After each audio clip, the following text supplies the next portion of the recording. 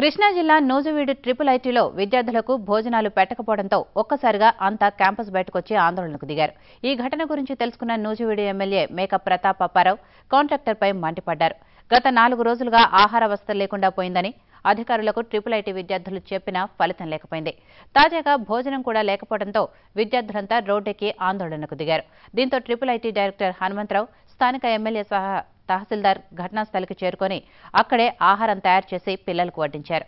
ప్రస్తుతం ఉన్న కాంట్రాక్టర్ను తొలగించి భోజనం పెట్టే కాంట్రాక్టర్ను నియమించాలని విద్యార్థులు డిమాండ్ చేశారు.